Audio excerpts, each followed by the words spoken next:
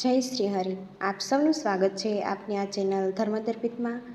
આજે આપણે જાણીશું અધિક માસ કે પુરુષોત્તમ માસ દરમિયાન વદ પક્ષની એકાદશી, કમલા એકાદશી કે જેને પરમા એકાદશી તરીકે પણ ઓળખાય છે, ખૂબ જ પવિત્ર અને દુર્લભ માનવામાં આવે છે. 3 વર્ષે આવતી આ એકાદશીનું વ્રત કરવાથી ભગવાન શ્રી હરિ વિષ્ણુ અને માતા મહાલક્ષ્મીની વિશેષ કૃપા પ્રાપ્ત થાય છે. શાસ્ત્રોમાં કહેવાયું છે કે આ એકાદશી પાપોનો નાશ કરી જીવનમાં સુખ, સમૃદ્ધિ અને શાંતિ લાવે છે. અધિક માસમાં આવતી હોવાથી આ એકાદશીનું પુણ્ય અનેક ગણું વધી જાય છે. તો ચાલો આજે આપણે આ વિડીયોમાં જાણીશું કમલા એકાદશીનું મહાત્મય, વ્રતવિધિ અને પૂજા રીત, કથા અને આધ્યાત્મિક મહત્ત્વ. આ દિવસે શું કરવું, શું ન કરવું, તો વિડીયો અંત સુધી જરૂર જોતા રહેજો અને જોડાઈને રહેજો ધર્મદર્પિત ચેનલ સાથે. આપને જો આ વિડીયો પસંદ આવે તો ધર્મદર્પિત ચેનલને લાઇક, શેર અને સબસ્ક્રાઈબ કરવાનું ન ભૂલતા. બોલો શ્રી પુરુષોત્તમ ભગવાનની જય. તો ચાલો જાણીએ આગળ. મિત્રો, એકાદશી તિથિ માસમાં 2 વખત આવે છે, શુક્લ પક્ષ અને કૃષ્ણ પક્ષ. આમ તો દરેક માસની 2 એકાદશી વર્ષની કુલ 24 એકાદશી, જ્યારે પુરુષોત્તમ માસ આવે છે ત્યારે કુલ 2 એકાદશી વધી જાય છે અને આમ 26 એકાદશી થાય છે. પુરુષોત્તમ માસ દરમિયાન આવતી આ 2 એકાદશીનું મહત્ત્વ ખૂબ જ વધારે છે, ઘણી પુણ્યદાયી છે, પાપ નાશીની છે. સનાતન ધર્મમાં એકાદશી તિથિને ભગવાન શ્રી હરિની આરાધના કરવા માટેનો પુણ્યદાયી અવસર માનવામાં આવે છે. પ્રત્યેક મહિનાની જે પણ એકાદશી છે તે આત્મશુદ્ધિ અને ભક્તિનો સંદેશ આપે છે. ખાસ કરીને અધિક માસની કમલા કે પરમા એકાદશીનો અવસર જ્યારે આવે એ અનેક લાભો લઈને આવે છે. આત્મશુદ્ધિની સાથે મનની પવિત્રતા થાય છે, બુદ્ધિની પવિત્રતા, તનની પવિત્રતા થાય છે. અંતિમ સમયે મોક્ષ આપનારી પવિત્ર એકાદશી કે જે અત્યંત કલ્યાણકારી એકાદશી છે. ધાર્મિક માન્યતા અનુસાર ભક્તો શ્રદ્ધાથી, વિધિ વિધાનથી આ એકાદશીનું વ્રત કરે તો મનુષ્યના સમસ્ત પાપો નષ્ટ થાય છે. ભગવાન શ્રી હરિ વિષ્ણુ કે ભગવાન પુરુષોત્તમની કૃપા પ્રાપ્ત થાય છે. સૌપ્રથમ જાણીએ આ એકાદશીની તિથિ ક્યારે આરંભ થાય છે, પારણા ક્યારે કરવાના છે. હિન્દુ પંચાંગ અનુસાર અધિક માસના કૃષ્ણ પક્ષની એકાદશી તિથિ પ્રારંભ થાય છે તારીખ 10 કે 11 જૂન 2026 રાત્રે 12:57 વાગ્યે, જ્યાં તિથિ પૂર્ણ થાય છે તારીખ 11 જૂન 2026 રાત્રિના લગભગ 10:30 વાગ્યે. ઉદયા તિથિ અનુસાર એકાદશીનું વ્રત થાય છે, એટલા માટે તારીખ 11 જૂન 2026 ગુરુવારના દિવસે એકાદશીનું વ્રત રાખવાનું રહેશે. આ એકાદશીની તિથિ દિવસે જો વ્રત રાખીએ તો પારણા ક્યારે કરવાના, તો તારીખ 12 જૂન 2026 શુક્રવારે સવારે 5 થી 8 વાગ્યાની વચ્ચે પારણા કરી લેવા જોઈએ. જે ભક્તો ભાવ અને પ્રેમથી આ એકાદશીનું વ્રત કરે છે, પ્રભુનું સ્મરણ કરે છે, પ્રાર્થના કરે છે, કથા સાંભળે તો 4 પદાર્થની પ્રાપ્તિ થાય છે: ધર્મ, અર્થ, કામ અને મોક્ષ. કે જે આપણા ઋષિમુનિઓએ પાપ, પુણ્ય, સ્વર્ગ, નર્ક આદિને ધ્યાનમાં લઈને મનુષ્યના સારા માર્ગે જવા માટે, સારા કર્મ માટે વ્રત, જપ, તપ, ઉપવાસનું માહિતી આપેલી છે કે જેનું મહાત્મય ઘણું વધારે છે. પરમા કમલા એકાદશી કે જે 3 વર્ષે પુરુષોત્તમ માસમાં આવે છે, પુરુષોત્તમ માસ કે જે ભગવાન શ્રી કૃષ્ણની કૃપા ત્વરિત આપનાર માસ છે, ત્યારે આ એકાદશીનું વ્રત જો કરવામાં આવે તો સર્વે કષ્ટ બાધાઓમાંથી મુક્તિ મળે છે અને પુણ્ય પ્રાપ્ત થાય છે. તો ચાલો જાણીએ આ એકાદશીની પૂજન વિધિ વિશે. જે ભક્તો એકાદશીનું વ્રત કરે, સવારે વહેલા ઉઠી સ્નાન આદિથી પરવારી શુદ્ધ વસ્ત્ર ધારણ કરવું. જો આપણા ઘરના મંદિરમાં ભગવાન શ્રી કૃષ્ણની મૂર્તિ હોય કે ભગવાન લક્ષ્મીપતિ નારાયણની મૂર્તિ, ફોટો હોય તો ભાવથી, પ્રેમથી પૂજા કરવાની હોય છે. મૂર્તિ હોય તો સ્નાન કરાવવાનું અને શૃંગાર આદિ કરી શકીએ. પવિત્ર ભાવ સાથે આપણે પ્રભુનો શૃંગાર મનમાં પણ કરી શકીએ છીએ. ત્યારબાદ પ્રભુની સામે ધૂપ, દીપ, નૈવેદ્ય, પંચામૃત આદિથી પૂજન કરવું. તુલસીદલ પત્ર પ્રભુના ચરણોમાં સમર્પિત કરવા. જે મીઠાઈનો ફલ ફલાદીનો ભોગ સમર્પિત કર્યો હોય, આપણી પાસે ઉપલબ્ધ હોય તેનાથી પૂજન વિધિ કરવી. આવી રીતે આપણાથી બની શકે એટલી સરસથી આપણે ભાવથી ભગવાનની પૂજા કરવી જોઈએ. પૂજા કરતા સમયે મનમાં કોઈ દોષભાવ ન લાવવો. કોઈ સામગ્રી હોય ન હોય તો એક સામગ્રીથી પણ પૂજા થઈ જાય છે, તેમાં તુલસીદલ પત્ર પધરાવવું. તુલસીદલ વગર ભગવાન શ્રી કૃષ્ણ કે વિષ્ણુ ભોગ સ્વીકારતા નથી. આ વાતનું યાદ રાખવું.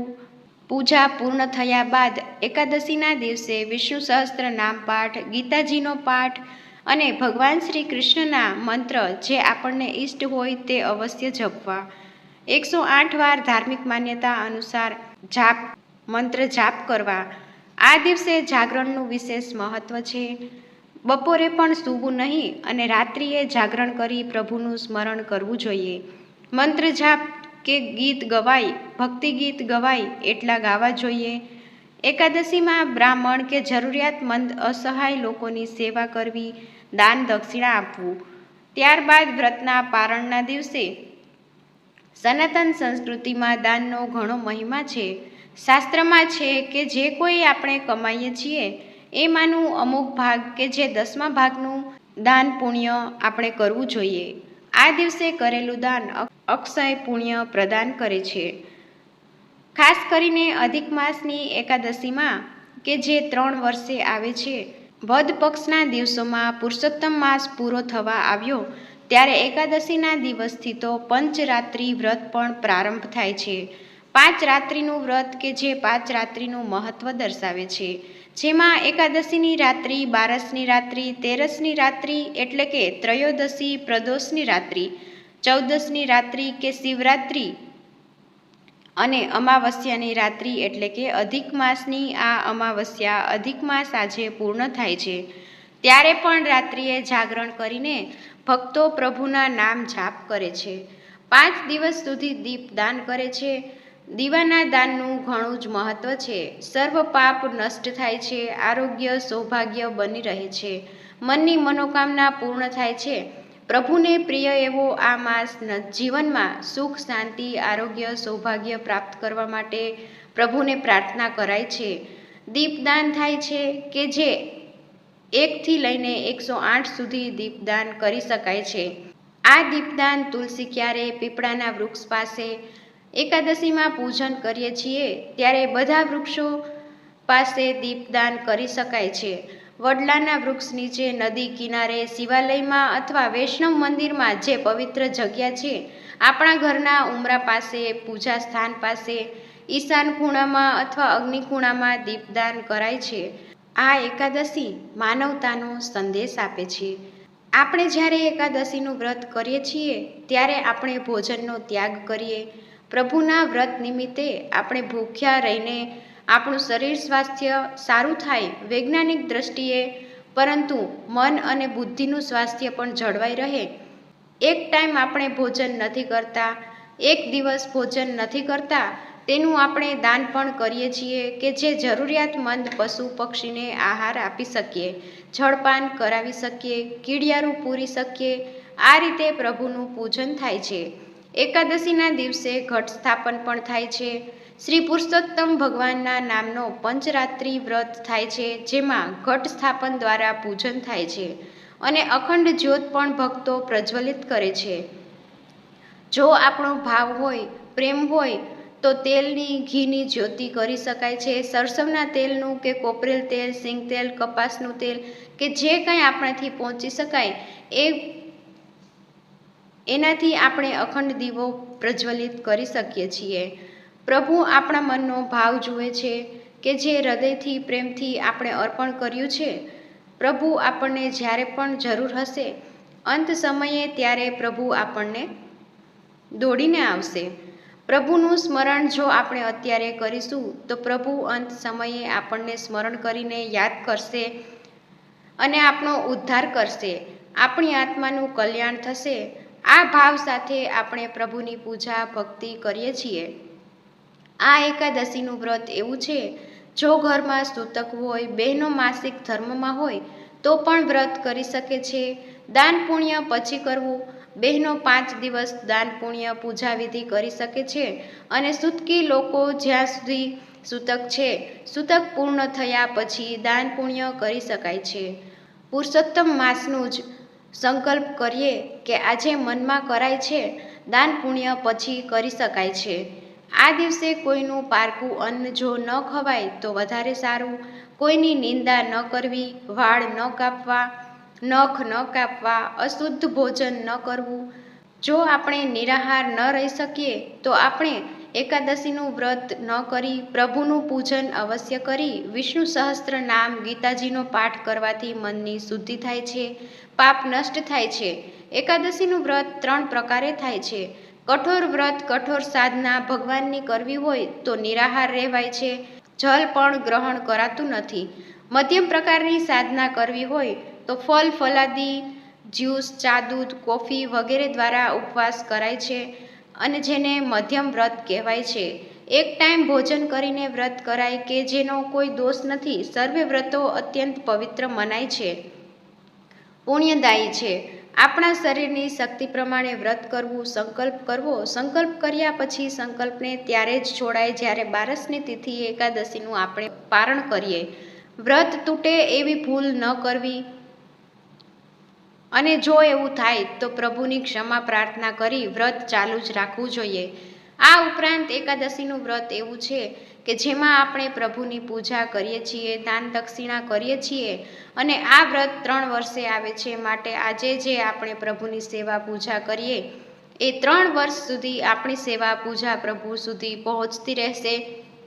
કારણ કે 3 વર્ષ પછી જ્યારે આ એકાદશી ફરી પાછી આવે ત્યારે એકાદશીનું પૂજન કરીશું. તો આજે આપણે પ્રભુને પ્રાર્થના કરી લઈએ, ભાવ પ્રેમથી ભજી લઈએ. કાલની આપણને ખબર નથી. પ્રભુની ઈચ્છા જ છે એવી કે આપણે આપણી ફરજ બજાવતા રહીએ, કે પહેલાં આપણે આપણું કર્મ કરીએ, ત્યારબાદ આપણે ધર્મમાં જોડાઈએ. કારણ કે આપણે જે સ્થાન ઉપર છીએ અત્યારે ઘરમાં માતા પિતા, સંતાનો, ભાઈબંધો કે પછી આપણા વડીલોએ હોય તો આપણે ઈમાનદારીથી આપણું કર્મ ફરજ બજાવવાની હોય છે. તો કદાચ ધર્મ કર્મ ઓછું થઈ શકે તો પણ પ્રભુ રાજી જ રહે છે. જો આપણે સંન્યાસ મેળવીએ તો એ ભાગેડુ વૃત્તિ થાય છે. આ રીતે ભાગવું નહીં. આપણી ઉપર જે ભાર છે તેને હળવો કરીને દેહ છૂટે એવું પ્રભુ પાસે પ્રાર્થના કરીએ, જેથી બીજા જન્મમાં આ કર્મ છે, સંબંધના જોડાણ છે તે આપણી સાથે ન આવે, અહીં જ પૂરા થઈ આપણે મુક્ત થઈ જઈએ. કારણ કે જો આપણે આપણા કર્મની ફરજથી ભાગીશું એ પાછા આપણને બીજા જન્મમાં જન્મ હોય એમાં આપણી પાસે ફરીને આવશે. છૂટવાની કોશિશ કરીશું પણ પ્રભુ પાસે એવું માંગવાનું કે અંતિમ એકાદશી છે, પુરુષોત્તમ માસની, અધિક માસની, મલ માસની આ એકાદશીમાં આપણે પ્રભુને પ્રાર્થના કરીએ કે હે પ્રભુ, અમારી જે કંઈ ફરજ છે અમે પૂરી કરીને નિરાતે આ દેહ છોડીએ. હે નાથ, તું અમને લેવા આવજે, અંત સમયે સાચવજે વાલા. આ પ્રમાણે પ્રાર્થના કરીને પ્રભુને કાલાવાલા કરવા. એકાદશી કે જે પુરુષોત્તમ માસની આ એકાદશી કમલા કે પરમા એકાદશી છે કે જે અધિકને અધિક ફળ આપનારી છે, જન્મ મૃત્યુના બંધનમાંથી મુક્તિ આપનાર છે. આ એકાદશીને આપણે કોટી કોટી વંદન કરીએ. મને આશા છે કે આપને આ વિડીયો જરૂર પસંદ આવ્યો હશે. આજે ભગવાન શ્રી કૃષ્ણ પૂર્ણ પુરુષોત્તમનું સ્મરણ કરીએ. હે પ્રભુ, તમે છો માતા પિતા અને અમે તમારા બાળ. છોરું કછોરું થાય પણ માવતર કમાવતર ન થાય. અમારાથી થતી દરેક ભૂલોની અમે ક્ષમા યાચના કરીએ છીએ. હે પ્રભુ, સદાય તમારા ચરણોમાં સ્થાન આપજો. બોલો પુરુષોત્તમ ભગવાનની જય. જય શ્રી હરિ.